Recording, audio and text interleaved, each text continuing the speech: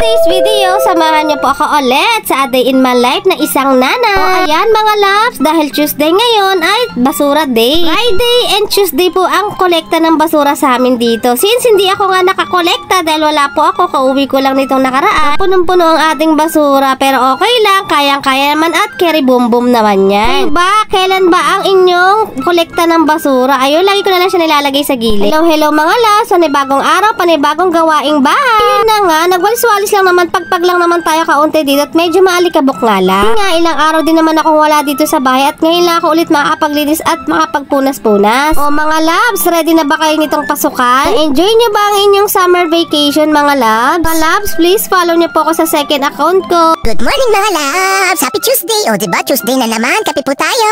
Ayan, may hilingin lang po ako ulit sa inyo. Actually po, na-restricted po yung isa kong restricted tao dun sa FB. So ito, follow po ako ulit ito sa Mama Live Vlog 2. Ito po yung pangalawa kong account. Ayan po.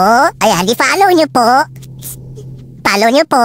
Thank you po very much. Sobrang appreciate ko po pag na-follow nyo po ako. Diyan po ulit mag-upload. Ganun po talaga. Move on na lang tayo.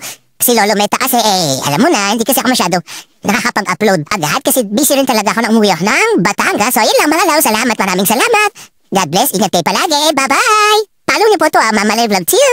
Thank you. Ako lang ba ang excited pumasok ang anak? Chari! Dahil grade 4 ng anak ko, composition ng kanyang gamit na notebook. 8 ang kailangan niya at 2 big notebook. Open na rin pala tayo kasi grade 4 na. Ang talaga ng bag na ito, naway talagang magtagal kay Kuya Yuan. Chari! Sobrang na-excited ako mga loves. Kayo ba? Naka-ready na ba yung mga gamit ng Junakis nyo? Kulang pa kasi to pero dadagdagan ko na lang pag may kailangan pa. A Day in My Nanay Life, magtitiklop na naman tayo. Ito, sabayan nyo ako magtiklop. Baka marami kayong tiklopin dyan para matapos ka agad. At dahil naka-schedule na naman tayo maglinis ng CR, o siya, maglilinis muna ang nanay. Kayo ba? Weekly rin ba kayo maglinis ng CR mga loves? Kasi dito naman, palagi na lang maalikabok dito sa amin. Kaya kailangan naglilinis talaga. Grabe mga loves, no? Relate din ba kayo? Napakamahal ng bigas ngayon. Grabe, nagugulat ako.